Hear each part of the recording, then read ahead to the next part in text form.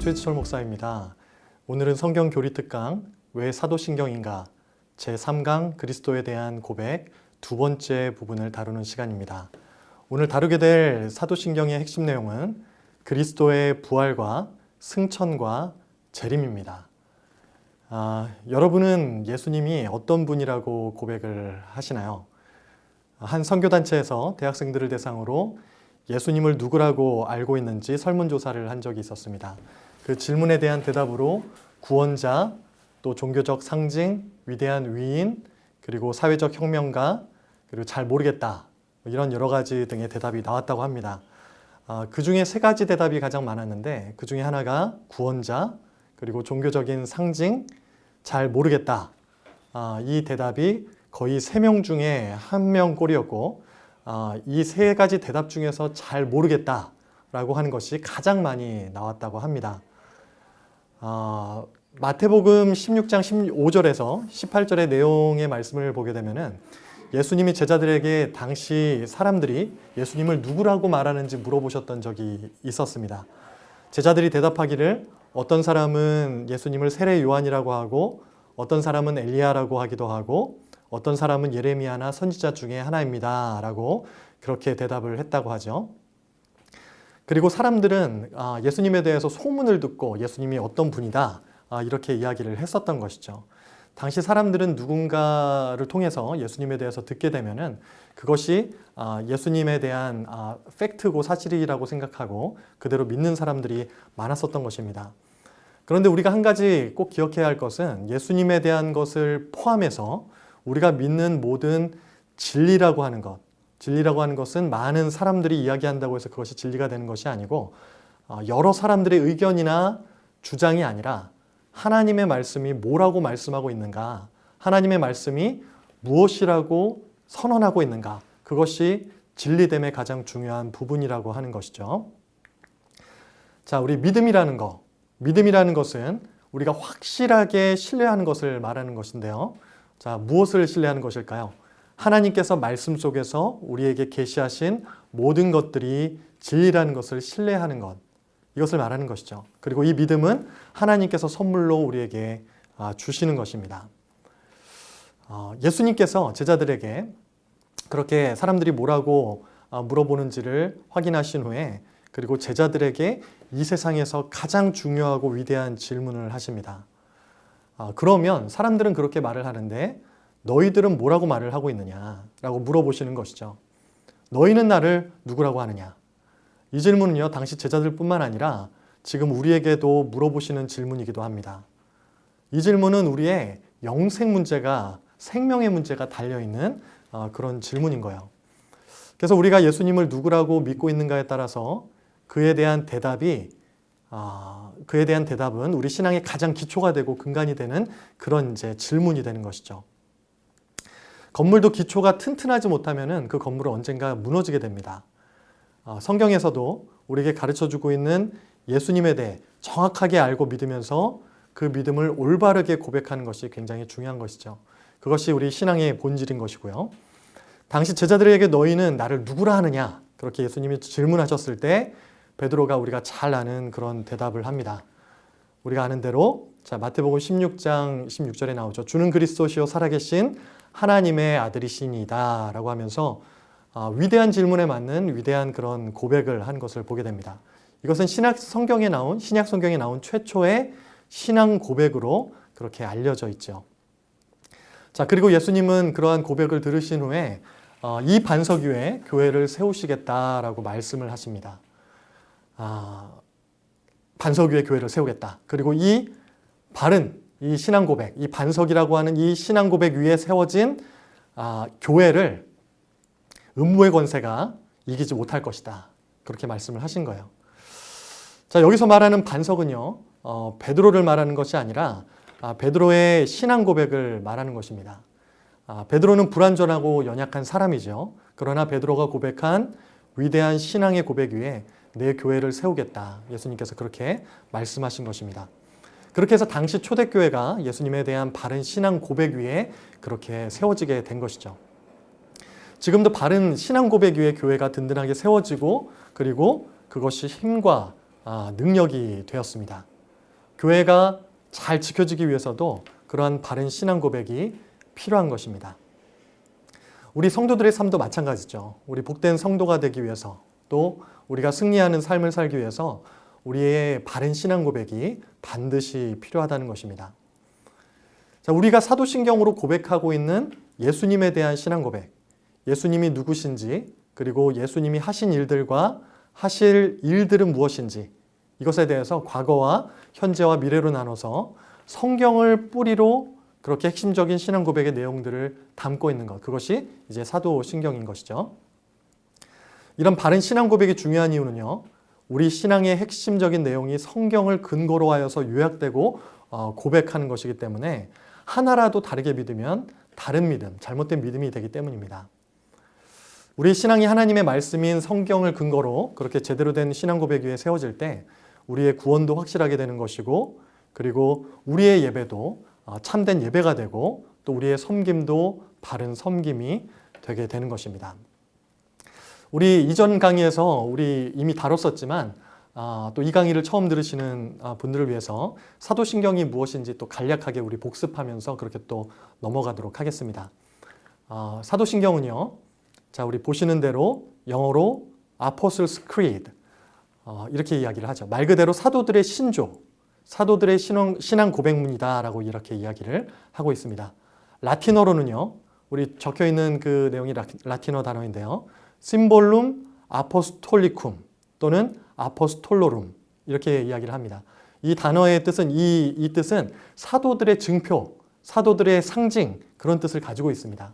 그게 무슨 이야기냐면은 이 내용이 사도들의 가르침과 딱 맞는다라고 하는 그런 의미를 이제 갖고 있는 것이죠. 그렇게 사도신경에 대해서 그런 이름 자체가 그런 뜻을 가지고 있다는 거 기억하시면 좋겠습니다. 자, 또 사도신경, 사도신경은요, 교회에서 신앙 고백으로 가장 그렇게 많이 사용되고 있죠. 가장 많이 사용되고 있고 하나님과 예수님과 성령님에 대해서 가장 기본이 되는 것들을 고백하게 하는 그런 신앙 고백문이 바로 사도신경이죠. 이 사도신경이라고 하는 이름 자체는 390년경에 밀라노 총회에서 보낸 그 공문과 같은 편지에서 처음 사용한 것으로 그렇게 알려져 있어요. 그리고 이 사도신경이라고 하는 이 이름 때문에 예수님의 12제자인 사도들이 이것을 만든 것처럼 이렇게 보여지지만 그것은 아니고요. 아까 이야기한 것처럼 사도들의 가르침과 맞는 사도적 가르침을 가지고 있는 내용이다 해서 사도신경이라고 하는 그런 이름이 불려지게 된 것이죠. 그래서 사도들이 믿고 사도들이 가르쳤던 그 신앙의 내용들을 잘 요약해주고 있기 때문에 그렇게 불리게 된 것입니다. 자, 일단은요, 사도신경의 내용의 근원은 성경이에요. 그래서 어떤 분들은 그런 이야기도 합니다. 성경에 권위가 있지 사도신경 고백에 권위가 있냐? 이제 그 말이 맞는 말이죠. 그리고 성경에 동일한 어떤 그런 권위의 이제 사도신경이나 이런 것들을 고백문을 넣는 것은 아니고요. 자, 성경에서 이것을 요약해가지고 고백하는 그런 요약문이기 때문에 어떻게 보면 이제 성경의 보조 역할을 하는 그런 역할의 고백문이다라고 생각하시면 될 것 같습니다. 자, 사도신경은요. 네, 자, 우리 이거 말씀을 드린 내용이 나오고요. 이 사도신경은 AD 170에서 180년 사이 2세기경에 로마 교회에서 세례식 때 처음 이렇게 사용했었던 로마 신조에서 발전된 것입니다. 그 당시에는 이것이 문답 형태로 진행이 됐었어요. 그래서 성부, 성자, 성령 하나님에 대해서 신앙을 확인하면서 이것을 믿습니까? 믿습니다라고 대답을 하면 세례를 베풀던 그런 용도로 사용되던 문답형 형태에서 그런 신조를 사용했었다는 것입니다. 그리고 이런 문답식 신조가 4세기경이 되면서 선언식으로 나는 이런 것을 믿습니다 라는 그런 세례 신조로 변화가 되었고요. 그리고 8세기가 됐을 때 약 750년경에 지금의 우리가 아는 그런 공인된 형태의 사도신경이 사용되게 되었습니다. 그리고 지금 이 사도신경을 모든 건전한 교회가 교단을 초월해서 보편적인 신앙의 고백으로 사용을 하고 있는 것입니다. 그래서 우리가 혹시라도 멀리 여행을 가거나 여행이 아니라 이사를 가거나 아니면 어떤 이제 새로운 신앙의 공동체에 들어가게 될 때 그 교회나 그 공동체에서 하나님과 예수님과 성령님에 대해서 어떻게 가르치고 어떻게 고백하고 있는가, 이것을 확인하는 것이 굉장히 중요하다는 것이죠. 그리고 교단 중에는 우리가 잘 아는 침례교 교단에서는 대부분의 교회에서는 사실 사도신경을 사용하고 있지는 않습니다. 사도신경을 인정은 하지만 그 내용에 대해서 부정하지는 않지만, 그러나 혹시라도 사람이 만든 이런 고백문이 성경과 그 동등한, 대등한 그런 권위를 가지게 될 것을 걱정해가지고 우려해서 이것을 이렇게 예배 때 사용하지 않는 것으로 결정하게 되었다고 해요. 그러나 같은 믿음을 이제 공유를 하고 있는 것이죠. 자, 분명하게 다시 한번 말씀드리면 오직 성경만이 절대적인 권위를 갖습니다. 그리고 그런 성경을 통해서 만들어진 신앙 고백문은 성경의 가르침을 근거로 해서 모아진 그 핵심 진리를 우리가 확인하면서 보조적인 역할을 한다는 것, 그것을 기억하시면 좋겠습니다. 자, 그리고 사도신경은 세 가지 구조로 그렇게 되어 있습니다. 하나님이 한 분이시지만 삼위가 있다는 성경의 가르침에 따라서 성부, 성자, 성령, 삼위 하나님의 존재에 대한 믿음과 그분이 어떤 사역을 하셨는지 고백하는 그러한 내용이 담겨져 있는 것이죠. 그래서 사도신경은 삼위일체적 신앙 고백이다라고 이야기를 하고요. 그리고 전체가 12가지 항목으로 나눠져 있어요. 성부에 대한 것이 이제 한 가지 항목이 처음에 시작이 되고, 그리고 성자가 2번째부터 7번째까지, 그리고 성령이 8번째 항목에서 12번째 항목까지 그렇게 해서 구성이 되어 있습니다. 가장 많은 것이 어떤 것일까요? 네, 우리 스크린을 보시면 알겠지만 가장 많은 고백의 내용이 담겨 있는 것은 예수님에 대한 신앙 고백에 대한 내용입니다. 거의 12가지 항목 중에서 절반을 차지하죠. 그리고 이것이 성경의 창조부터 종말에 이르기까지 역사적인 순서로 그렇게 이제 요약이 잘 되어 있는 걸 보게 됩니다. 우리 12가지 항목을 한번 확인해 볼까요? 좀 스크린이 이렇게 좀 작은 화면으로 보시면 잘 안 보일 수도 있을 텐데, 자, 우리 사도신경의 내용입니다. 자, 아까 말씀드린 대로 성부에 대한 내용이 이제 첫 번째 항목이 나오고요. 그리고 성자 예수님에 대한 항목이 2번부터 7번까지가 나오고, 그리고 성령에 대한 내용이 8번부터 12번까지 이제 이렇게 나오는 걸 보게 되죠. 자, 그리고 사도신경이 필요한 이유가 무엇일까요? 과거에도 사도신경이 필요했고 지금도 사도신경을 사용하고 있는데 그렇게 사도신경이 필요했고 필요한 이유가 무엇일까요?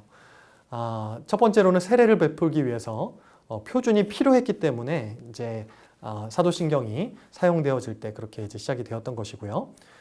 세례를 받고 싶다고 해서 아무나 이렇게 세례를 주는 것이 아니죠. 적어도 기독교 신앙의 기본적인 것을 알고 이해하고 또 그것을 받아들이고 믿는 사람에게 세례를 줘야 하기 때문에 이것이 기독교 신앙에 대한 어떤 이제 기준으로 그렇게 삼았던 것이죠.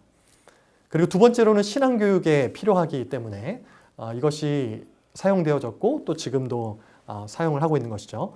우리 새가족이라든지 그리고 어린 자녀들에게 우리 신앙의 유산을 물려주거나 또 우리 새 신자들에게 우리 여러 가지 신앙적인 것들을 가르치면서 교육을 시킬 때 그냥 성경을 주고 읽어라 하는 것이 아니라 무엇이 중요한지를 하나하나 가르치면서 그렇게 가르쳐주는 것이 필요하죠. 그러나 처음부터 너무나 어려운 내용들을 하기가 어렵기 때문에 가장 중요한 부분에 대해서 확실하게 이해할 수 있도록 그렇게 요약을 해놓은 것이죠.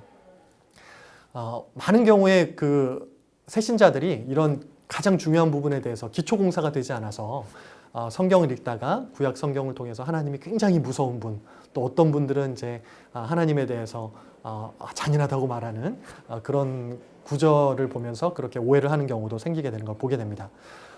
우리 건물도 그런 것처럼 기초공사가 튼튼하게 그렇게 되면은 그 위에 건물이 아름답게 잘 올라가죠. 사람의 신앙도 마찬가지입니다. 신앙의 기본기가 탄탄하게 가장 중요한 것이 뼈대가 잡히게 되면 그 위에 여러 가지 아름다운 건축의 모양들이 올라가게 되는 것이죠. 자, 그리고 성경의 진리와 이단을 구분하기 위해서 이것이 필요했고 또 지금도 필요하다는 것입니다. 성경의 내용에 대한 진리, 그리고 이단 사상, 아까 말씀드린 대로 어떤 공동체나 교회에서 어떤 새로 간 교회에서 이곳이 정말로 문제 있는 어떤 이단성을 가진 교회가 아니라 건전한 교회인가, 성경적인 신앙을 가지고 있는 그런 교회인가 확인하기 위해서 이것이 필요하다는 것이죠. 그래서 옛날부터 이 사도신경의 내용을 어떻게 받아들이냐에 따라서 어떤 한 공동체가 이단성을 갖고 있는지 그렇지 않은지를 분별하는 데 사용되었던 그런 고백문이기도 하죠.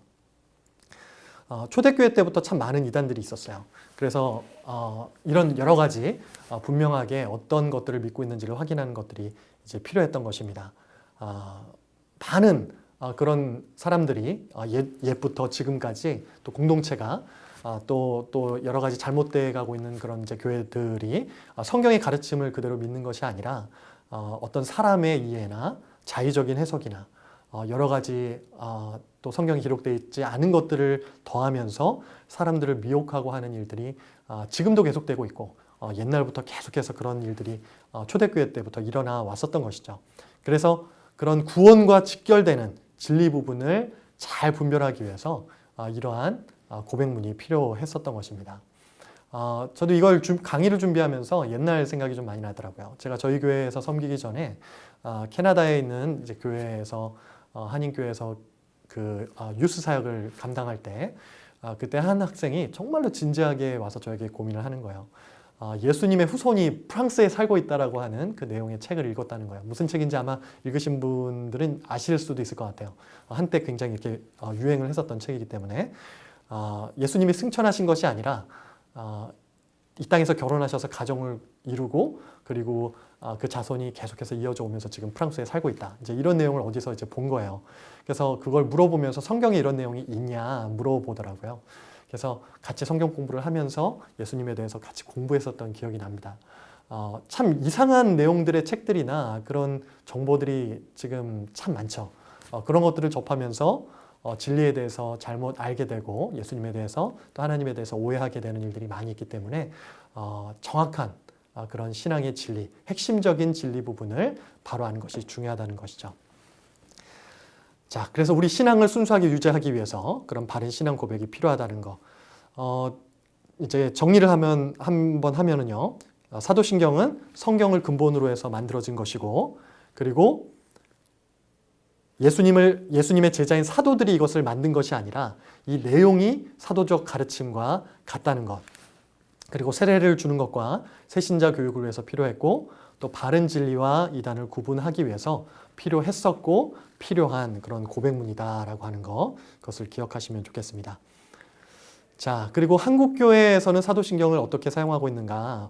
우리 뭐 잘 아시는 익숙한 그런 사도신경을 우리 대부분의 교회들이 아직도 사용을 하고 있지만 몇 년 전에 새번역이라고 하는 것이 나왔어요. 그래서 우리 교회에서도 사용하고 있는 성경책, 우리 교회 서점에서 판매하는 성경책에도 보면은 앞에 그 성경책 앞쪽에 부록으로 나와 있는 사도신경이 새번역으로 나와 있어요. 뭐 대부분의 교회는 아직도 이제 한국 교회들은 기존 번역을 사용하고 있죠. 자, 이 새번역이 나온 이유는 여러 가지 이제 현대적인 표현들, 그리고 좀 뭔가 참 한 번에 이렇게 어떤 의미인지 알기 어려운 부분에 대해서 좀 이렇게 수정하기 위해서 새 번역을 그렇게 다시 한번 만들어서 이렇게 배포를 하게 됐고요. 많은 교회들이 이제 새 번역을 사용하는 교회들이 늘고 있어요. 그리고 이민 교회들은 아무래도 이제 또 자녀 교육을 위해서 그런 차원에서 더 새 번역을 더 많이 사용하는 교회들이 많이 있다고 합니다. 자, 그리고 제가 지금 화면에 보여드리는 내용은 우리가 오늘 사도신경 내용 중에 다뤄야 될 부분만 발췌해가지고 기존 번역과 새 번역이 어떻게 다른지를 여러분에게 지금 소개를 해드리고 있는 것입니다. 보시면 몇 가지 표현들이 달라진 것을 보게 돼요. 장사한지가 장사된지로, 그리고 살아나시며가 살아나셨으며, 좀 더 이제 클리어한 거죠. 그리고 하늘에 오르사 이런 표현이 하늘에 오르시어, 그리고 저리로서 산 자와 죽은 자를 할 때 저리로서가 뭔가 이렇게 옛날부터 궁금해하는 사람들이 많았는데 그것이 거기로부터 살아있는 자와 죽은 자를 심판으로 오십니다라고 하는 그런 조금 더 우리가 바로 이해하기 쉬운 그런 표현으로 이제 바뀌게 된 것이죠. 자, 그리고 우리가 지난주에 2강을 들으셨을 때 이제 예수님이 어떤 분이신가, 누구이신가 에 대한 이제 그런 그런 내용에 대해서 여러분 보셨을 것입니다. 그리고 오늘은 예수님이 하신 일들과 하실 일들에 대한 내용이에요. 우리 화면을 보시면 알겠지만, 그래서 이 신앙 고백 이 부분에 대해서는 예수님이 과거와 현재와 미래에 행하신 일들과 또 행하고 계신 일, 지금 행하고 계신 일들과 행하실 일들, 이러한 내용들이 믿음의 고백으로 담겨져 있는 거예요. 사도신경에 이런 예수님에 대한 내용이 이제 많이 있다고 아까 말씀을 드렸는데, 많은 부분을 차지하고 있다는 것은 강조해도 지나치지 않겠지만 그만큼 예수님에 대한 우리 믿음과 우리 진리 부분이 굉장히 중요하고 핵심이 되는 내용이고, 우리 신앙에서, 그리고 그만큼 또 역사적으로 예수님에 대한 오해나 잘못된 지식들이 많았다는 것을 또 반증해 주는 내용이기도 하죠. 자, 우리 지난주의 것을 한번 또 복습하는 차원에서 한번 또 보면, 사도신경에서는 예수님에 대해서 이제 4가지 고백이 나오죠. 예수님이 어떤 분인지에 대해서 독생자시고, 자, 그리고 주가 되시고, 또 예수이시고, 그리고 그리스도라고 하는 이제 이런 호칭이 나오는 것을 보게 됩니다. 독생자, 우리가 잘 아는 대로 하나밖에 없는 아들, 이렇게 우리가 이제 이해하면서 이제 외아들 이렇게 생각을 하죠. 그런데 정확한 의미로서 독생자라고 하는 것은 이런 의미입니다. 하나님으로부터 유일하게 나신 아들이다, 이런 뜻이에요. 그래서 물론 외아들이라고도 우리가 예수님에 대해서 표현을 하지만 예수 그리스도가, 예수님이 하나님께로부터 유일하게 나신 한 분이신 아들이다라고 하는 표현이 독생자라고 하는 표현이에요. 자, 그럼 우리는 누군가요? 우리는 뭔가요? 자, 우리는 은혜로 입양된 하나님의 자녀들인 것이죠. 자, 그래서 우리가 사도신경에서 독생자를 고백할 때 독생자는 이제 그런 의미라는 거 아시면 좋을 것 같고요. 그리고 주가 되신다는 거, 죄와 사망의 노예가 돼서 우리가 죽을 수밖에 없는 우리를 예수님이 보혈로 우리를 죄의 값을 치르시고 그 죽음으로 우리를 살리시고 대신 그 모든 형벌을 받으셔서 우리를 구속하시고 예수님의 자기 소유를 삼으셨다라고 하는 그런 의미에서 주라고 이렇게 고백을 하고 있는 거고요. 자, 그리고 예수라고 하는 이 표현, 자, 예수님의 이 이름의 뜻 여러분 잘 아시죠? 이름의 뜻은 여호와는 구원이시다, 이제 이런 뜻이죠. 그리고 우리를 죄에서 구원하실 유일하시고 완전하신 그러한 구원자시다라고 하는 의미로 이제 예수라고 하는 이름의 그 고백을 하는 거고요. 그리고 그리스도, 예수님의 직분을 말하는 것이죠. 자, 기름 부음 받은 자라고 하는 그런 뜻을 가지고 있어요. 히브리어로는 메사야라고 하는 그 단어와 같은 뜻이고요. 자, 우리의 큰 선지자가 되시고 대제사장이 되시고 영원한 왕이 되셔서 우리를 위해 중보하시고 우리를 다스리시고 또 우리를 통치하시는, 우리를 또 가르치시고 이끄시는 그런 분이시다라는 것을 고백하는 그런 내용의 이제 그런 호칭인 것이죠. 자, 그러면 그리스도의 과거, 현재, 미래, 사역에 대해서 한번 좀 보도록 하겠습니다. 자, 우리 예수 그리스도의 과거, 현재, 미래, 사역. 자, 부활과 승천, 재림. 부활과 승천, 재림을 오늘 다룰 그 사도신경의 내용이라고 말씀드렸는데, 예수님이 과거에 행하신 일, 또 현재 행하고 계시는 일, 미래에 행하실 일들이 다 이 고백 가운데 이제 들어있는 것이죠. 장사된 지 사흘 만에 죽은 자 가운데서 다시 살아나셨으며 부활하신 것, 과거에 그렇게 이제 이루어졌던 일이고요. 그리고 하늘에 오르셔서 하나님 우편에 앉아 계시는 지금 예수님에 대한 그 현재의 상태를 또 고백을 하고 있는 거고요. 그리고 이제 미래에 하나님의 그 보좌 우편에서 살아있는 자와 죽은 자를 심판하러 다시 오신다라고 하는 그런 고백을, 또 미래적인 그 고백을 우리가 하게 되는 것이죠. 자, 먼저 우리 예수님의 부활에 대한 신앙 고백을 우리 그러면 살펴보도록 하겠습니다. 자, 나는 사흘 만에 죽은 자 가운데서 다시 살아나신 예수 그리스도를 믿습니다. 네, 과거에 대한 내용이에요.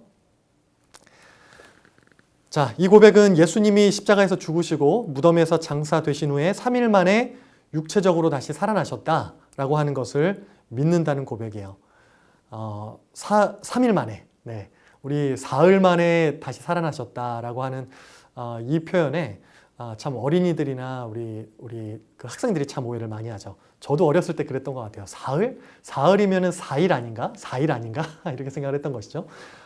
한국말로 그 숫자를 세는 그 기수, 그거를 잘 익숙하게 알지 못하던 나이 때 사흘이면은 4일 아니야? 이런 생각을 했었던 저학년 때, 초등학교 저학년 때 그랬던 기억이 납니다. 그래서 아직도 그런 기억이 나는데, 당시 주일학교 때 그 성경 퀴즈에 그런 내용이 자주 나왔었어요. 예수님이 죽으셨다가 며칠 만에 살아나셨을까요?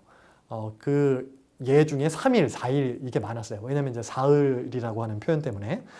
그것 때문에 이제 헷갈려하는 그 아이들이 많았죠. 그래서 4일이 아니라 3일입니다. 네, 우리 다 아시는 대로 3일 만에 예수님이 죽은 자 가운데서 다시 살아나셨다는 것을 우리가 고백을 하는 것이죠. 자, 이런 부활이 어떠한 의미인가? 이 부활은요, 인류 역사상 가장 위대한 복음, 굿뉴스가 되는 것이 바로 부활의 소식입니다. 예수께서 죽으셨다가 사흘 만에 다시 살아나셨다. 만약에 죽으시는 것으로 끝났으면 그냥 실패로 끝났을 텐데, 부활은 완전히 그 상황을 뒤집어 엎고 승리하는 것을 뜻하는 것이기 때문에 복음 중의 복음이고 가장 위대한 복음이 되는 것이죠. 자, 그리고 예수님의 부활은 죽음의 권세를 정복하는 일이 시작이 되었다라고 하는 그런 의미와, 그리고 하나님의 약속이 모두 성취가 되었다라고 하는 그런 의미를 갖고 있기 때문에 굉장히 복된 소식이 되는 것입니다. 그 구원의 약속이 정말로 결정적으로 이제 이루어지는 그러한 이제 고백이 되는 것이죠. 자, 그리고 예수 그리스도의 부활은 누가 지어내거나 어떤 허구로 만들어진 그런 스토리가 아니라 역사적인 사실이라는 거, 우리가 참 말씀을 통해서 많이 들었죠. 그리고 성경에 나온 그 수많은 기적들 중에 기적 중의 기적이 바로 부활의 메시지라는 거, 이 부분도 우리가 많이 또 접한 내용이기 때문에 잘 알고 계실 줄 믿습니다. 그리고 죄를 회개하고 믿는 사람들에게 주어지는 구원 약속의 상징과 같은 그런 것이 바로 이제 부활이 되는 것이죠. 그래서 부활을 통해서 여러 가지 우리가 참 쉽지 않은 상황 속에서도 믿음 안에서 우리가 소망을 가지게 되고, 우리가 이것이 능력이 되어 우리가 이 땅을 살아가며 모든 것을 감당할 수 있게 되는 것이죠.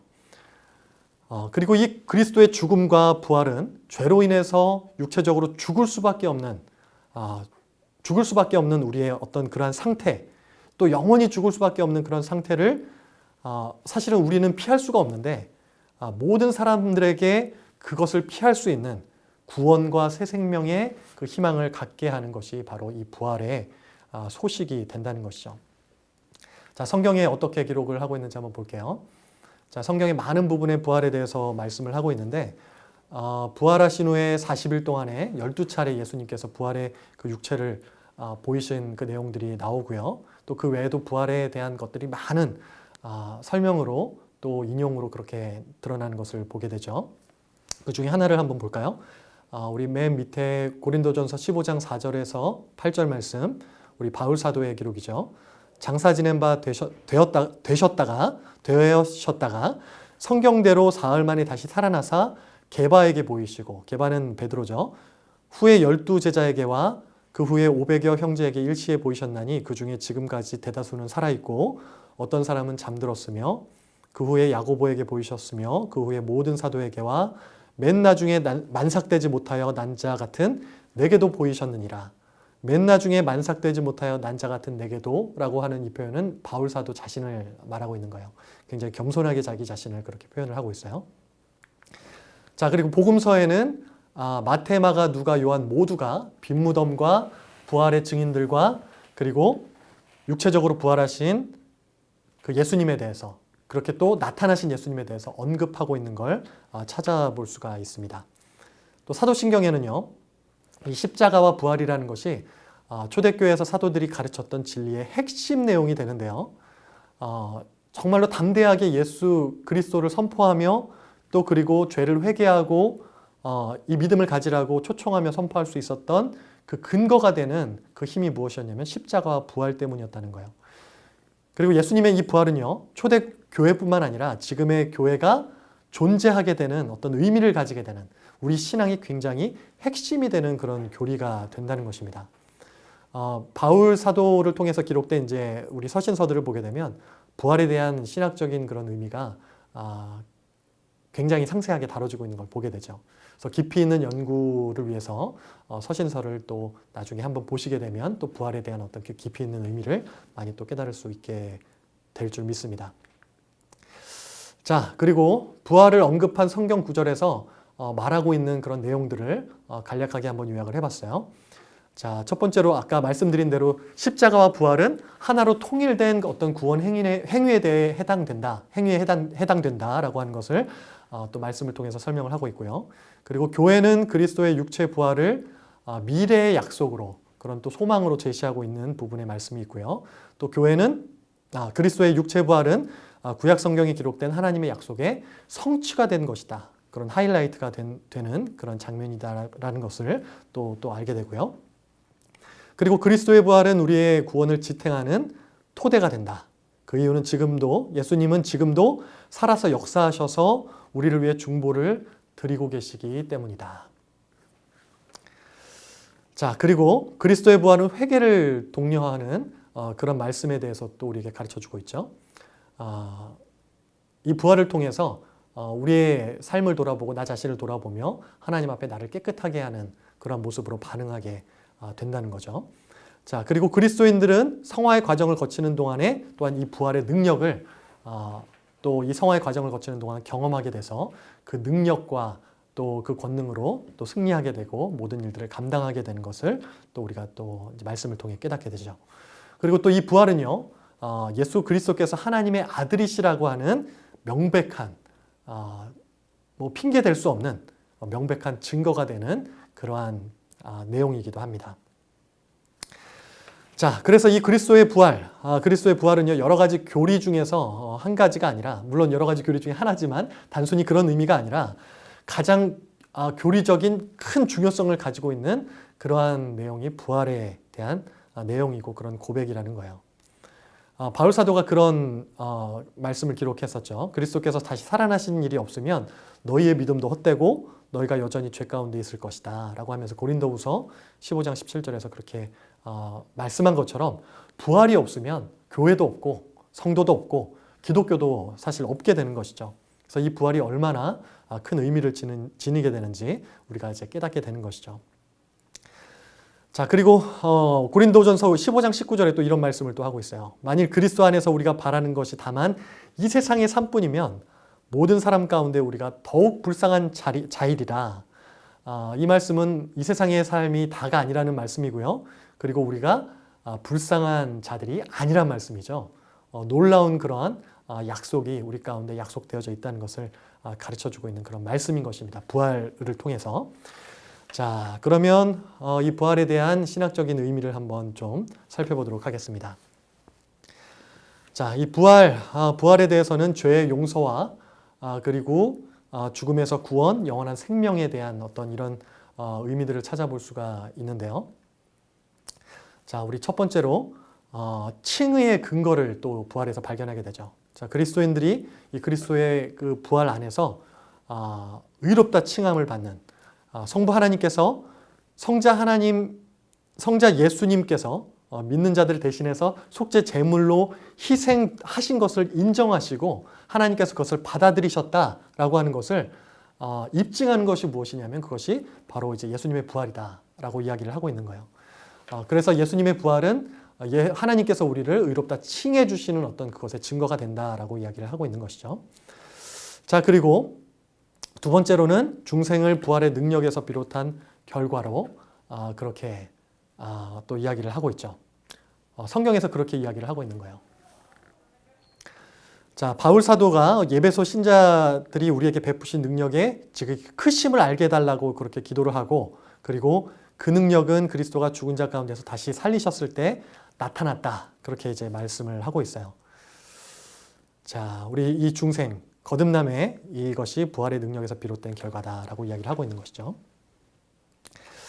자, 그리고 이것에 대해서 그 종교개혁을 이끈 프랑스 출신, 우리 잘 아는 개혁주의 신학자 칼빈이 이런 이야기를 했어요. 칭의와 중생에 대해서 부활의 의미를 이렇게 이제 설명하고 있습니다. 제가 화면엔 안 나오는데 제가 읽어드릴게요.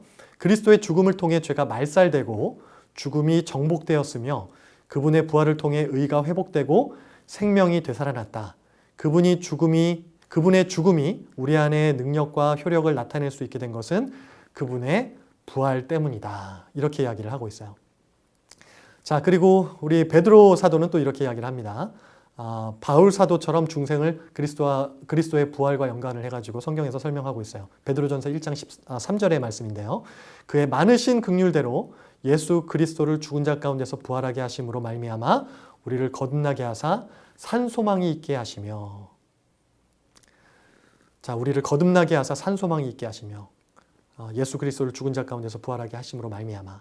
자, 이 말씀이 성경에 이제 기록되어 있는 거예요.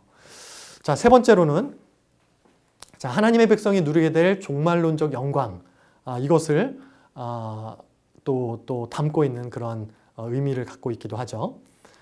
자, 예수님의 부활 자체가 종말론적 사건이고요. 또 종말에 있을 모든 신자들의 부활의 첫 열매, 첫 시작이었다는 것이죠.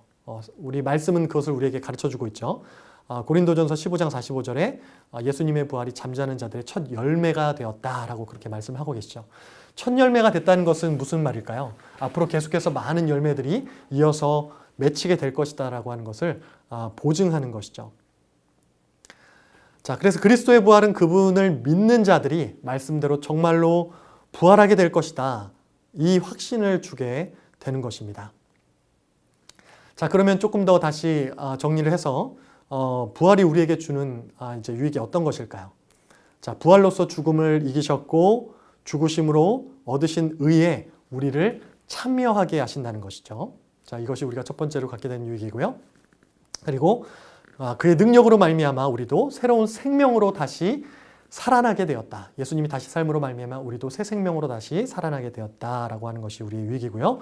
그리고 그리스도의 부활은 우리의 영광스러운 부활에 대한 확실한 보증이 된다. 하나님의 말씀으로 우리에게 가르쳐 주시는 우리의 부활에 대한 보증이 된다는 것을 우리가 깨닫게 된다는 것이죠. 자, 그러면 이제 부활 이전에 예수님이 부활하시기 이전에 예수님이 죽으신 후에는 어디에 계셨을까? 한번 좀 생각해 보기 원합니다. 참 이것이 굉장히 이제 논란이 있는 그런 내용이에요. 음부 강하라고 이렇게 표현을 합니다. 그 영어 사도신경에 보면 이 내용이 있거든요. 예수님이 이제 그 지옥에 내려가시고 그 음부에 내려가셨다고 하는 그런 이제 표현이 나오게 된 걸 보는데 그 사도신경에는 이것이 이제 빠져 있어요. 자, 원래는 옛날에 1894년도 그때 언더우드 선교사님이 사도신경을 번역해서 이제 한국판으로 그렇게 만드셨을 때, 그리고 또 언더우드 선교사 외에 그리고 또 장로교 선교사 협의회에서 1905년도에 그렇게 번역한 사도신경, 이 두 가지 버전이 있었는데 그때 당시의 사도신경 버전에는 그리스도가 지옥에 내려가시고라고 하는 표현이 있었다고 해요. 그런데 이제 그 이후에 여러 가지 협의를 거쳐서 감리교 교회와 그리고 장로교 교회가 상의를 하면서 여러 가지 이유로 인해서 이제 빠지게 된 것이고 그것이 이제 오늘까지 이르게 된 것이죠. 그 이유가 도대체 무엇이었을까요? 저도 이제 궁금해가지고 어렸을 때부터 이 부분에 대해서 이렇게 좀 고민은 해봤었는데 뭐 이렇게 막 알아보지는 않았었던 것 같아요. 그런데 이 부분으로 인한 그런 오해들이 참 많이 있었다고 합니다. 그 예수님이 지옥에 내려가셨다고 하는 이 표현 때문에 자꾸 사람들의 상상력이 동원되기 시작하는 거예요. 그래서 성경에 기록되어 있지 않는 어떤 그 연옥설이라든가 연옥에 대한 것들을 이야기한다던가 아니면 이제 좀 지옥에 관련된 어떤 예수님에 관련된 성경에서 가르쳐 주지 않는 그런 내용들이 자꾸 추가되는 그런 일들이 생기게 되었던 것이죠. 그래서 그것을 방지하기 위해서 그렇게 이제 한국교회에서는 사도신경에 넣지 않는 걸로 그렇게 이제 받아들였던 것으로 그렇게 이제 알려져 있습니다. 자, 그러면 예수님이 죽으신 후에 3일 동안 어디 계셨을까요? 정답은요, 우리는 알 수 없다는 거예요. 왜냐하면 성경에서 이 부분에 대해서 자세하게 기록하고 있지는 않기 때문에. 그래서 우리는 성경에서 가르치고 있는 그 안에서만 우리가 받아들이고 이해를 하면 됩니다. 물론 성경에서 예수님이 죽으시고 어디로 가시는지에 대한 언급한 것이 나와요. 좀 이따 우리 잠깐은 이야기하겠지만 그러나 우리가 항상 성경에서 말하고 있는 그 범주 안에서 벗어나지 않는 것이 우리 신앙에서 굉장히 중요하다는 것입니다. 자, 그 사람들이 사도신경에서도 이제 그렇게 이해를 하고 사도신경을 통해 이해도 하고 다른 어떠한 성경 구절을 통해서 예수님이 돌아가신 후에 지옥을 가신 것이다 라고 말을 하는 사람들이 있고 그런 주장을 하는 사람들이 있지만 사실 그런 부분에 대해서는 성경적 근거가 없습니다. 그것을 근거로 얘기하는 성경 구절이 사실 있어요. 그런데 그것은 이제 예수님이 지옥에 내려가셨다는 그런 의미가 아니라 다른 것을 설명하기 위한 내용이지 그것이 예수님이 지옥을 가셨다는 내용이 아니거든요. 자, 그리고 연옥에 대해서도 이제 우리 뭐 카톨릭이라든지 이런 데서 좀 이야기를 하는데 연옥이라고 하는 그 개념과 단어가 성경에 없는 것입니다. 그래서 우리 개신교에서는 우리 연옥에 대해서 이야기하고 있지 않고 예수님이 돌아가신 후에도 십자가에서 돌아가신 이 3일 기간에도 연옥에 가셨다라고 이야기하지 않습니다. 이것도 이제 베드로전서 3장 18절에서 22절 이 말씀을 가지고 이제 오해를 하는 거죠. 예수님이 영으로 옥에 있는 자들에게 그렇게 선포하셨다. 이제 이 말씀을 또 그 잘못 해석해서 이제 연옥이라고 하는 그런 것을 이야기하는데 이것이 예수님이 이 말씀 자체가 아까도 이야기한 것처럼 예수님의 죽으심과 부활 사이에 있었던 일을 말하는 그런 구절이 아니에요. 그런 내용이 아니고요. 그래서 우리가 단서를 찾을 수 있는 거는 예수님이 십자가에서 돌아가실 때 우리 누가복음 23장 43절 말씀에 보면 옆에 있는 강도에게 그런 말씀을 하시죠. 오늘 내가 나와 함께 낙원에 있으리라 라고 이렇게 이야기를 하시죠. 그래서 낙원으로 가셨다라고 하는 어떤 그 말씀에 대해서 우리가 이제 힌트를 찾을 수는 있지만 그 다른 것들은 우리가 이야기하기가 어려운 그런 면을 우리가 잘 아시면 좋을 것 같아요. 자, 낙원이 뭘까요? 그러면 낙원이 사실 천국과 동일한 곳이에요. 그런데 예수님이 다시 오시기 전에 완전한 우리의 부활 이후에 있을 영원한 그런 완전한 하나님의 나라 완성된 그 천국의 개념은 아니고 이제 예수님이 이 땅에 오시기 전 그리고 우리가 다시 부활하기 전에 우리 죽은 자들이 이제 영적으로 가게 되는 어떤 그런 이제 천국과 같은 천국이죠. 사실 그곳을 이제 낙원으로 파라다이스로 표현하고 있는 것이 성경에 나오고 있죠. 자, 그러면 이 예수님이 지옥에 내려가시고에 대한 이 부분에 대해서 개혁주의 신앙의 입장은 어떨까요? 우리 교회가 표방하고 있고 우리가 속해 있는 그런 개혁주의 신앙의 그 입장은 어떨까? 자, 실제로 지옥을 내려가셨다고 보는 것이 아니고요. 예수님의 그 지옥 강화, 이 음부 강화에 대한 이 지옥을 내려가신 이 의미에 대해서는 실제적인 지옥을 방문하셨다는 의미가 아니라 지옥과 같은 그 영적인 고통을 느끼시면서 그런 고난을 당하셨다라고 이렇게 해석을 해요. 참 끔찍한 그런 고통과 아픔을 당하셨다라는 것을 표현하는 것이죠. 그래서 이것이 지옥을 가셨다는 의미가 아니라 이것을 그러한 의미로 해서 상징적으로 이제 표현을 하고 있는 거예요. 자, 자꾸 이제 성경에 없는 것을 이제 덧붙이다 보니까 이제 사도신경을 이제 이렇게 할 때도 한국 교회에서 이것을 이제 제외하게 되고 이것을 이제 유지하게 됐던 것이죠. 자, 그런데 최근에 요즘에 이제 교회들이 또 성경 공부도 많이 하고 또 여러 가지 이제 교리 공부도 많이 하다 보니까 어떤 교회들은 예수님이 지옥에 내려가신 부분을 영어 사도신경의 그 라틴어라던가 영어 사도신경에 있는 것처럼 한어 사도신경에도 이렇게 넣고 고백하는 분들과 그런 교회들도 있으세요. 이것이 잘못된 건 아닙니다. 만약에 이 부분에 대한 바른 해석과 이해를 하고 있다고 한다면 이 부분이 들어간다고 해도 잘못된 건 아니에요. 그러나 이것을 잘못 오해하는 상황이 된다면 넣지 않는 것이 좋겠죠.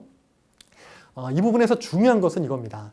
예수님이 지옥을 가셨냐 안 가셨냐 이것이 중요한 것이 아니라 우리가 잊지 말아야 할 것은 이 지옥 같은 고통, 사실 내가 겪어야 될 이 지옥 같은 고통을 우리 주님이 당하셨다는 거, 나를 위해 나를 대신해서 예수님이 이 고통을 감당하시고 나를 구원해 주셨다는 것, 이것을 잊지 않는 것이 우리 신앙 고백의 중요한 부분인 것을 기억하시면 좋겠습니다. 자, 이제 승천에 대해서 우리 한번 보기 원합니다. 예수님의 승천에 대한 신앙 고백. 나는 하늘에 오르시어 전능하신 아버지 하나님 우편에 앉아 계신 예수 그리스도를 믿습니다. 자, 이 고백은요, 예수님이 하나님이 계신 곳으로 올라가셔서 모든 권능과 능력을 가지시고 모든 만물과 교회를 다스리시면서 보호하고 계신다라고 하는 것을 믿는다는 고백입니다.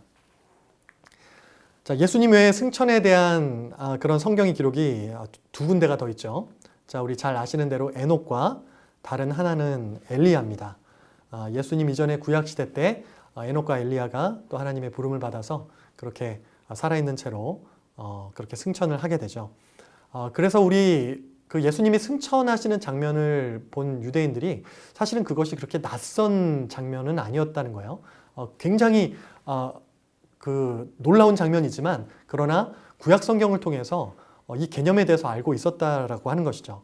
그래서 에녹과 엘리야가 하나님께서 그렇게 부르셔서 승천하신 그 성경 구절을 유대인들이 보면서 이 승천에 대한 소망도 갖고 있었을 것으로 생각이 되는 것이죠. 그래서 예수님의 그 영광스러운 승천을 보면서 굉장히 감격을 했을 거라 그렇게 이제 생각을 할 수가 있습니다.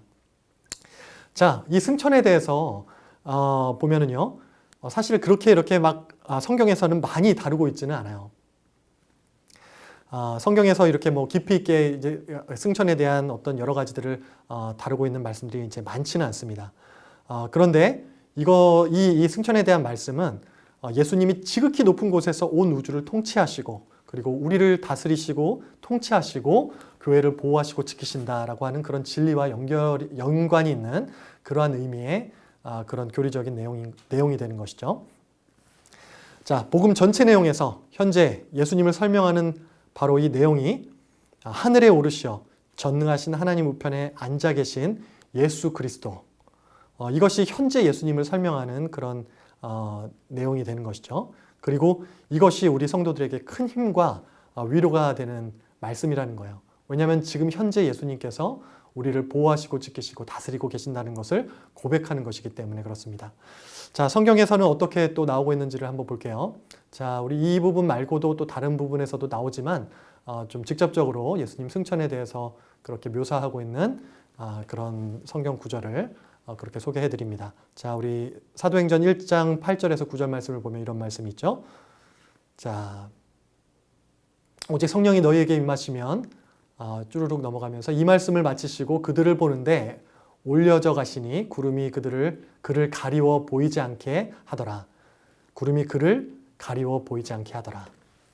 네, 예수님의 승천하시는 그 모습을 설명을 하고 있죠.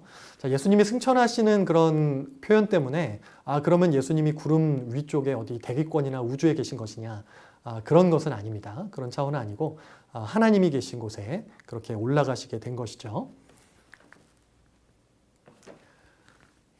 자, 예수님이 승천하셔서 하나님 우편에 앉으셨다라고 하는 이 사실이 사도신경에 포함이 돼서 우리가 고백한다는 것은 그만큼 성경에서도 중요하게 다루고 있고 우리 신앙에서도 중요하다는 것을 말하고 있는 것입니다. 우리를 지금 현재 다스리심과 다스리고 계시는 예수님에 대해서 우리가 고백하는 것이기 때문에 그렇죠. 자, 그리고 복음서에서는 마가복음과 누가복음에서 예수님 승천에 대해서 자세히 다루고 있어요. 그리고 마태복음과 요한복음은 예수님의 승천을 전제로 해서 여러 가지 말씀들을 기록해서 소개하고 있는 것을 보게 됩니다. 자, 그리스도의 승천의 세 가지 의미를 한번 또 살펴보겠습니다. 신학적인 세 가지 의미예요. 자, 그리스도가 승천하셨다고 하는 것에 대한 신학적인 세 가지 의미는 그리스도의 높아짐을 의미하는 것입니다. 승귀라고 이야기해요. 그리고 하나님의 보좌 우편에 앉으셨다. 하나님의 우편에 앉으셔서 좌정하셨다라고 하는 그런 의미죠. 자, 하늘로 올라가셔서 이것은 단순히 그 공간적으로 그렇게 하늘로 올라가셨다 이런 의미가 아니라 예수 그리스도가 영광을 받으시고 높아지셨다 이런 것을 의미하는 것이죠. 그것이 성경에서 에베소서 1장 20절에서 23절에서 우리에게 말씀해 주고 있는 것이죠. 그리고 하나님 우편에 앉으셨다라고 하는 것은 단순히 어떤 위치적인 오른편을 이야기하는 것이 아니라 우리도 그런 이야기 많이 하잖아요. 저 사람은 나의 오른팔이야. 이 사람은 나의 왼팔이야. 오른팔이라는 표현 많이 하죠. 그 표현은 굉장히 중요한 역할을 하는 사람이다라고 표현을 그렇게 하잖아요. 자, 여기서도 우편에 앉으셨다는 것은 하나님의 모든 권능과 능력을 가지셨다, 권한을 가지셨다 그런 의미예요. 그래서 이 세상의 모든 작은 것부터 우주의 큰 것까지 포함해서 온 우주 만물들을 예수님께서 하나님께 그 권한을 받아 통치하게 되셨다. 그런 의미를 갖고 있는 것이고요. 그리고 예수님은 부활하셔서 높아지시고 하나님 우편에서 선지자와 제사장과 왕의 역할을 하고 계시며 우리를 다스리시고 도우시고 통치하고 계신다. 라고 하는 것이 우편에 계신다는 그런 또 의미가 되는 것이고요. 자, 그리고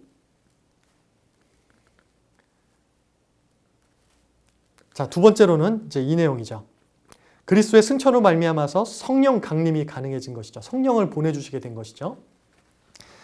자, 예수님의 승천으로 제자들을 떠나시고 그렇게 믿는 자들을, 성도들을 떠나는 것처럼 보여줬지만 오히려 떠나는 것이 유익이 되어서 성령님을 통해서 그 예수님과 함께 계셨던 것 같은, 함께 계시는 것과, 함께 있는 것과 같은 그러한 놀라운 유익과 능력을 누리게 된 그런 기록들이 또 사도신경에 또 기록되어 있는 걸 보게 되죠. 자, 그래서 예수님의 승천은 성령님의 또 사역과도 또 연관이 되는 거예요. 성령님을 보내주셔서 진리로 인도하시고 또 장래에 일어날 일들을 알게 하시고 또 하나님의 그 말씀들을 생각나게 하시고 깨닫게 하시는 그러한 또 은혜를 또 허락해 주셨다는 것이죠. 또 이 땅에 있는 모든 그리스도인들이 믿음을 지키고 순간순간마다 악한 영들과 싸우고 또 하나님의 자녀라는 그 신분을 잊지 않도록 성령님을 통해서 그런 것들이 가능하도록 우리에게 허락해 주셨다는 것이죠. 그래서 예수님이 너희들을 떠나는 것이 너희에게 유익이다. 성령님이 오시기 때문에 그렇게 말씀을 해주신 것이죠.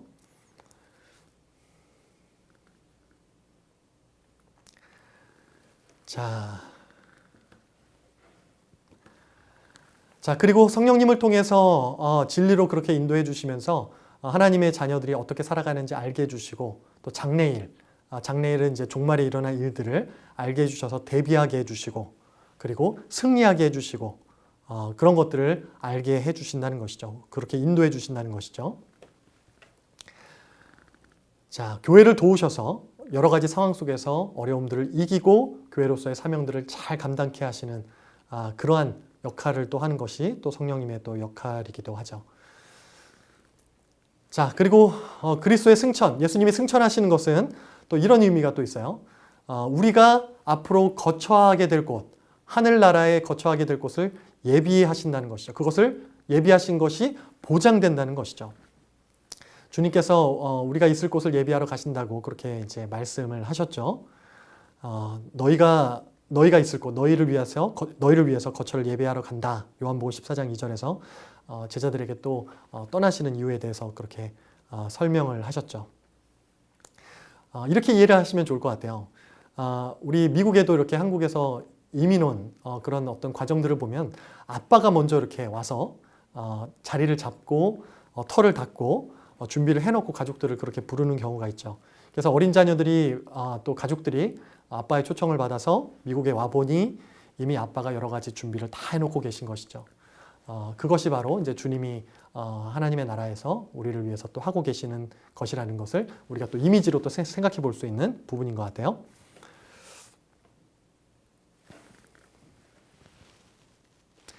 자, 그러면 누가 영원히 그 영원히 예수님께서 예비하신 그곳에 거하게 될까요? 자, 누가 거할 수 있게 되냐면 모든 사람이 다 거하는 것이 아니고요. 천국 시민권을 가진 자만이 그렇게 가능하게 된 것이죠.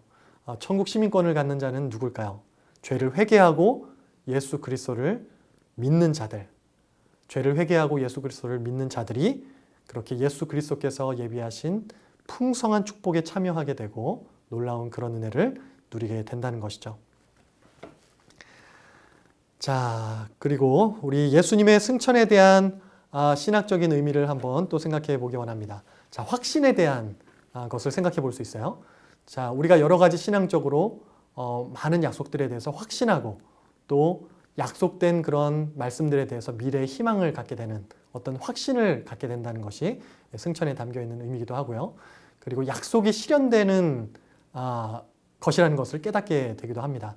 하나님께서 하신 모든 약속이 실현되는 것이죠. 다 이루시고 이제 하나님께로 돌아가신 그 예수님의 그 승천을 보면서 하나님께서 약속하신 모든 것들이 다 이루어진다라고 하는 것을 이루어졌고 이루어진다라는 것을 우리가 생각해 볼 수 있게 되고요.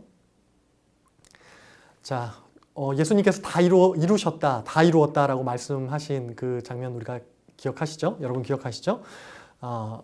이것은 하나님께서 모든 예수님을 통해서 뜻하신 것들이 다 이루어졌다 그런 고백이죠. 그리고 그것을 다 완성하시고 마무리하셨을 때 그렇게 예수님을 그렇게 다시 올라오게 하시고 불러가시게 된 것이죠.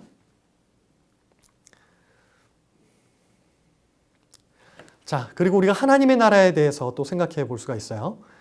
예수님이 이 땅에 오셔서 가장 먼저 선포하신 그 말씀이 때가 찼고 하나님의 나라가 가까웠으니 회개하고 복음을 믿어라. 이제 이 말씀이었어요. 자, 하나님께서 예수님을 이 땅에 보내신 것은 새로운 하나님의 나라를 건설하고 왕국을 건설하고 죄인들을 구원하시기 위해서 그렇게 이제 하신 것인데 이것을 다 이루신 것이죠. 그런데 이미와 아직의 시대를 우리가 살고 있어요. 자, 하나님의 나라에 관련해서 이미와 아직. 자, 예수님께서 이 땅에서 사역을 하시고 승천하심으로 말미암아서 모든 만물을 통치하시고 우리를 통치하시게 되면서 새로운 언약이 시작되고 이미 그 하나님의 나라가 시작이 되었지만 아직 그 완전한 새한국은 온전히 실현되지 않았다는 거예요. 자, 예수님이 다시 오실 때, 다시 오시고 우리가 부활하게 될 때 그 완전한 그 하나님의 나라가 이제 이루어지게 되는 것이죠. 예수님이 다시 오시게 되면 어떤 일들이 일어나게 될까요? 우리 말씀에서 약속한 대로 우리 눈에 눈물이 씻겨지고 사망과 애통과 고통이 사라지며 옛것이 새로워지게 된다라고 그렇게 말씀을 하고 있죠. 자, 그리고 승천은 이 승천의 의미는 구원 사역의 완성이다라고 하는 그런 의미를 또 가지고 있어요. 예수님의 순종과 죽음과 부활을 통해서 구원 사역이 완성되었다. 모든 죄인들의 구원이 완성되었다라는 것을 또 생각할 수 있게 되는 것이죠. 하나님께서 영원 전부터 그리스도의 피로 죄인들을 구원하실 그런 계획을 세우셨죠. 그리고 그것이 예수님을 통해서 실제로 그렇게 이루시면서 예수님을 믿는 자들에게 위로와 기쁨과 또 죄와 사망으로부터 구원을 보장될 수 있게 그렇게 그런 은혜를 허락해 주시게 된 것입니다. 이 모든 사역을 마치고 그렇게 승천을 하시게 된 것이죠. 그래서 지금 우리도 그 누구라도 자기의 죄를 회개하고 예수 그리스도의 복음을 믿는 자는 하나님의 자녀가 되는 놀라운 특권을 누리게 되는 것입니다. 자, 승천 후에 지금 계시는 곳이 그러면은 어디인가? 그곳은 천국이죠. 네, 천국. 하나님이 계신 그 천국에 예수님이 함께 계시고요. 어떤 사람은 천국에 대해서 어떤 마음의 상태다라고 그렇게 이야기를 하는 사람이 있어요. 그러나 하나님의 말씀은 우리에게 이 천국은 분명하게 객관적인 실제적인 그렇게 실제적으로 존재하는 곳임을 우리에게 말씀을 통해서 알려주고 계시는 거예요. 자, 천국이 어디에 있는지는 기록하고 있지 않지만 그것이 우주나 이런 어떤 우리가 생각하는 어떤 이런 공간이 아닌 건 확실해요. 자, 어디에 있다라고 말씀을 하고 있지 않지만 그러나 하나님이 계신 그곳, 그곳에서 주님이 그곳에 이제 계신다라고 하는 거, 우리가 승천 후에 그렇게 계신다는 걸 생각할 수 있게 되죠. 자, 우리 이 승천을 통해서 또 그리스도와 연합을 또 생각해 볼 수가 있게 돼요. 자, 우리가 예수님을 믿음으로 말미암아서 예수님이 우리 안에, 우리가 예수님 안에 있게 됐고 하나님께서 우리를 보실 때 우리를 예수님을 통해서 보시게 되면서 그렇게 우리는 그리스도와 함께 죽어 장사되고 함께 부활해서 살리심을 받은 그러한 자들이 된 것이죠. 그리고 그분의 기업이 우리의 기업이 된 것이라는 거예요.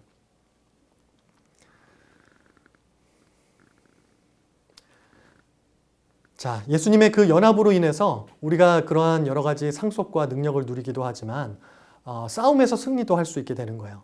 이 부활의 능력을 통해서 예수님이 죽음과 사망을 이긴 이 부활의 능력을 통해서 우리가 예수님과 연합함으로 말미암아 하늘에 있는 악한 영도 상대할 수 있게 됐고 견고한 진도 무너뜨리게 되는 그런 하나님의 능력을 우리가 갖게 된 것이죠. 자, 예수님의 승천이 우리에게 주는 의미, 이것을 다시 한번 좀 정리하면서 한번 좀 보도록 하겠습니다. 먼저 우리는 감사와 찬양과 예배로 하나님 앞에 그런 예배자로 설 수 있게 되는 것이죠. 이 모든 내용을 통해서. 자, 구원의 확실성, 구원의 확신과 성도의 견인, 이것을 보장한다는 것이죠. 자, 그리고 담대함의 근거가 된다는 거예요. 때를 따라 돕는 은혜를 얻기 위해 은혜의 보좌 앞에 담대히 나아가리라, 이 말씀처럼 우리의 중보자가 되시고 대제사장인 그리스도와 연합한 우리이기 때문에 우리가 하나님 앞에 곧바로 담대하게 나아갈 수 있게 된다는 것이죠. 그리고 또 계속해서 우리의 삶을 돌봐주시고 또 보호해주시고 다스려주시기 때문에 우리의 모든 상황 속에서 우리가 담대할 수 있다라고 하는 것입니다. 그리고 모든 민족을 제자 삼는 그 사명이 가능해졌어요. 예수님의 승천으로 성령이 오시면서 이 지상 대명령, 우리 밑에 나오는 말씀, 우리에게 주신 이 명령을 우리가 수행할 수 있는 능력을 가지게 된 것이죠. 자, 하늘과 땅의 모든 권세를 가지신 주님이 우리에게 그렇게 이제 그 사명을 주신 것입니다. 자, 예수님의 승천이 우리에게 주는 유익.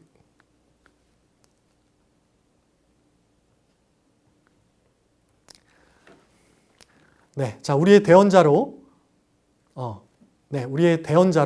우리 앞에서, 하나님 앞에서 우리를 위해서 간구하신다는 거, 우리의 대언자로 하나님 앞에서 우리를 위해 간구하신다는 거, 그리고 그리스도 안에서 우리의 몸이 하늘에 속했으며 우리를 이끌어 올리실 것에 대한 보증이 된다는 거, 그리고 그 보증으로 성령을 보내주셨고 성령의 능력으로 우리가 땅의 것이 아닌 위의 것을 찾을 수 있게 됐다라고 하는 것을 우리가 이제 깨닫게 되는 것이죠. 자, 그러면 하나님 우편에 앉으신 것에 대한 의미, 이것이 무엇인가 한번 좀 보기 원합니다. 자, 아까 말씀드린 대로 위치적인 것이 아니라 권한과 능력을 말하는 것이라고 언급했었습니다. 자, 하나님 우편에 앉으셔서 좌정하셔서 그리스도께서 만물을 다스리시는 통치자가 되시고, 그리고 그리스도께서 교회의 머리가 되셔서 하늘에 속한 모든 은혜를 부어주시면서 원수들로부터 보호해 주시고 지켜주신다는 것이죠.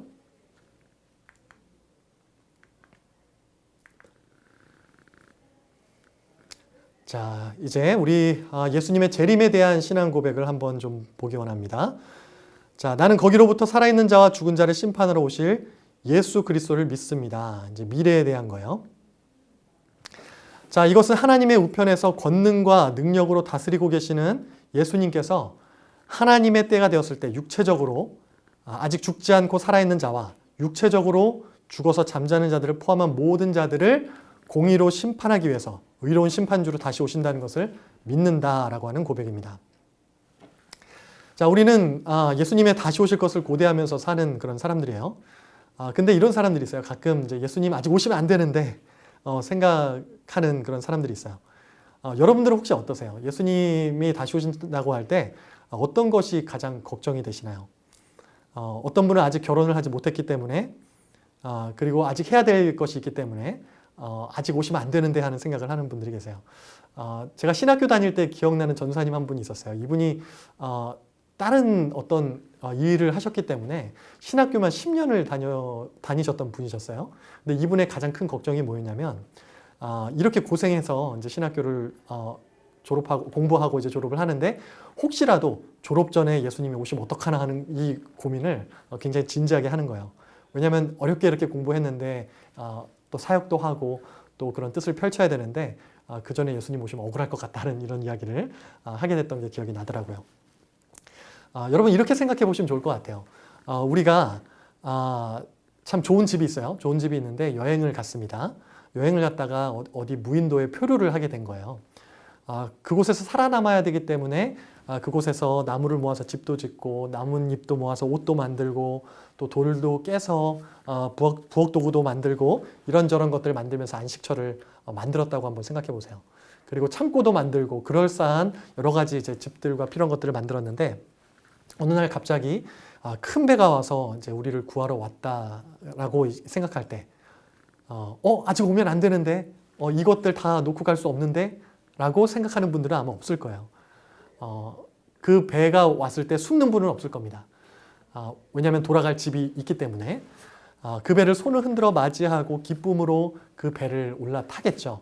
또 그렇게 해야 되는 것이죠. 그래야 이제 또 집으로 가게 되는 것이니까 더 좋은 것이 있는 곳으로 가게 되는 것이니까 만약에 돌아갈 곳이 없으면 여기가 좋사오니 할 수 있겠죠. 그러나 돌아갈 더 좋은 곳이 있는 사람에게는 그곳을 향해서 달려가게 되는 것이죠. 자, 제가 말씀드리는 것은 하나님의 나라를 향해 우리가 달려가며 주님이 다시 오셨을 때 그것을 어떤 마음으로 우리가 기대하며 고대해야 되는지를 말씀을 드리는 거예요. 사람들은 항상 미래를 바라보며 준비하고 살아가고 있어요. 그리고 비전을 가지고 그렇게 이제 살아가게 되는 것이죠. 그리고 모든 우리의 삶의 것들은 시작이 있으면 이제 끝이 있습니다. 우리의 삶과 또 우리의 이 땅에서의 모든 것들 그리고 또 우리의 신앙까지도 그 결말이 있다는 것이죠. 그게 언제일까요? 바로 주님이 재림하시는 날입니다. 모든 새로운 것이 시작되는 날인 것이죠. 그리고 그날은 정말로 기대하고 가장 아름다운 것들이 시작되는 그런 기쁨의 날이 될 것이라는 거예요. 자, 재림에 대한 성경의 기록을 한번 볼까요? 자, 우리 자, 예수님의 재림이 역사적인 사실로 성취될 사건이라는 것을 성경에서 계속해서 강조하고 말씀을 하고 있고요. 자, 우리 사도행전 1장 11절의 말씀을 보면 하늘로 가심을 본 그대로 다시 오신다는 것을 그렇게 말씀을 하고 계시는 것이죠.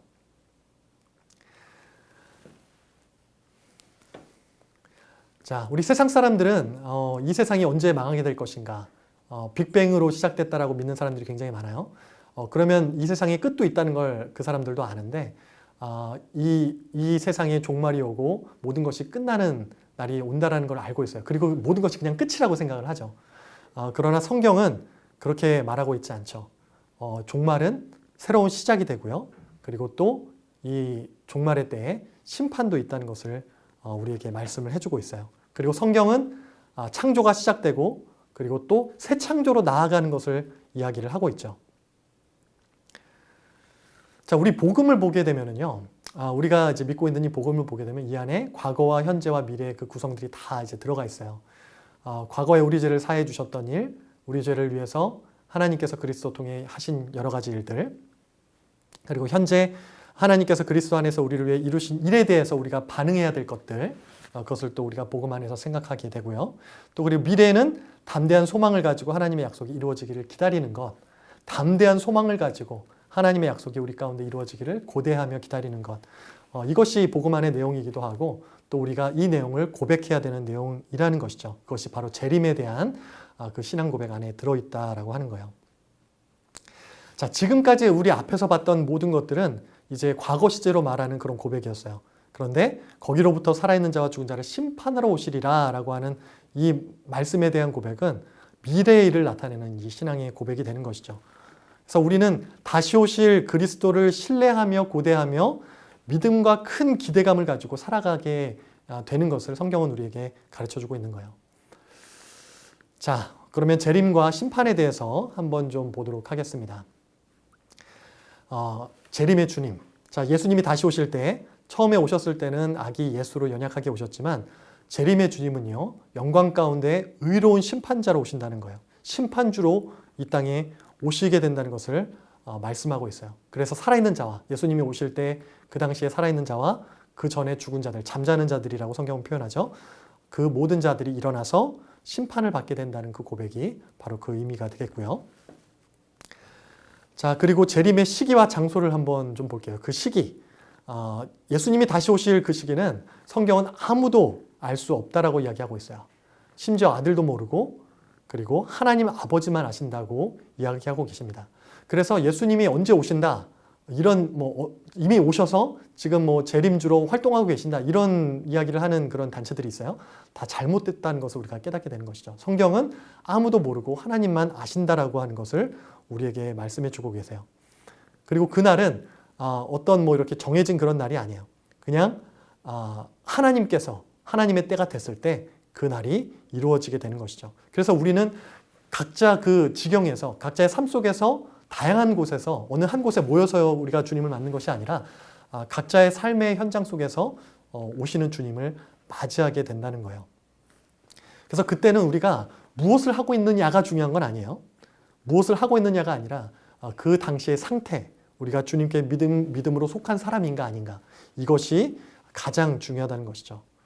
우리가 믿음 안에서 얼마나 신실하게 성장하고 있느냐, 그것이 가장 중요한 것이 된다라고 하는 것입니다. 자, 그리고 예수님이 예수님이 재림하실 때 온 땅에 그 영광이 가득할 것이기 때문에 부활하신 그 육체의 몸으로 오시게 되는데, 오실 때 이 지구상에 있는, 지구가 둥그렇지만 이 지구상에 있는 그 어느 곳도 단 한 사람도 예수님이 재림하신다는 것을 모르는 사람이 없게 될 거예요. 성경을 통해서 우리가 그것을 깨닫게 돼요.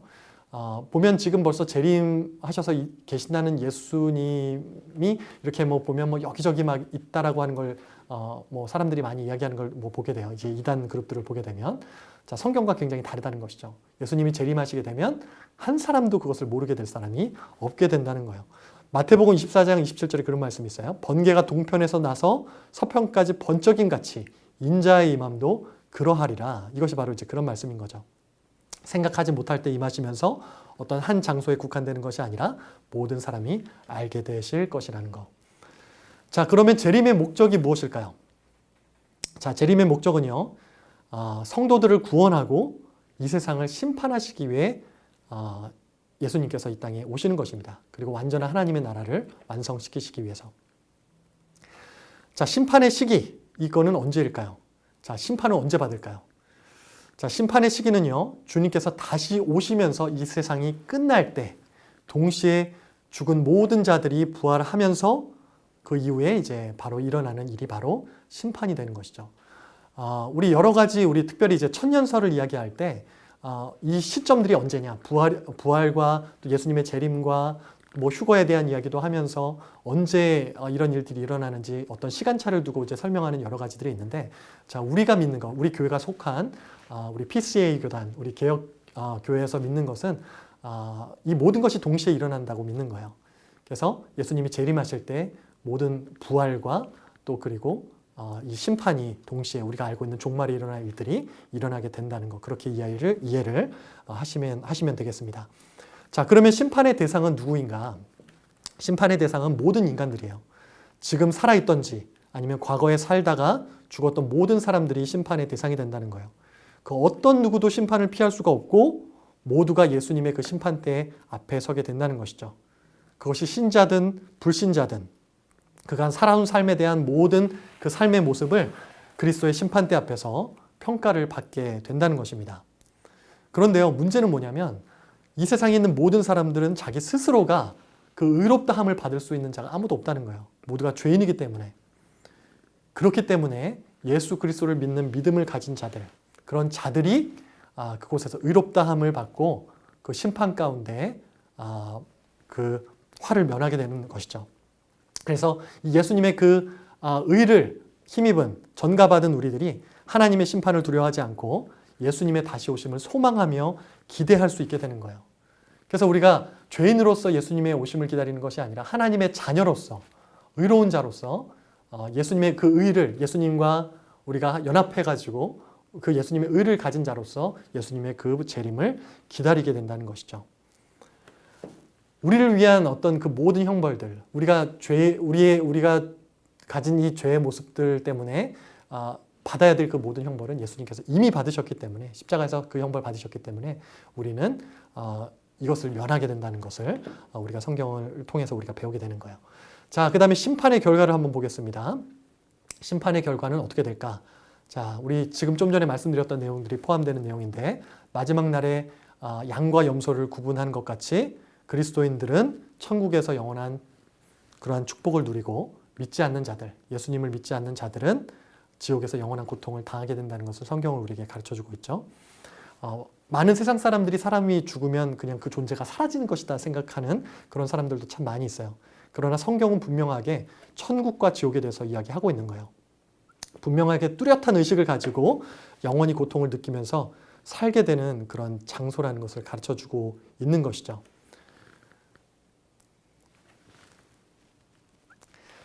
자, 심판의 결과를 볼게요. 자, 심판의 결과는 한 사람도 인정하지 않을 사람이 없을 정도로 심판의 그 의로움 가운데 그 심판에 대한 결과를 인정하게 될 것이라는 것을 우리가 또 깨닫게 됩니다.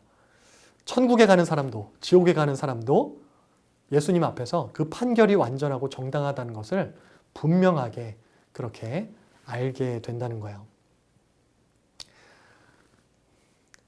자, 그러면 우리는 어떻게 살아야 할까요?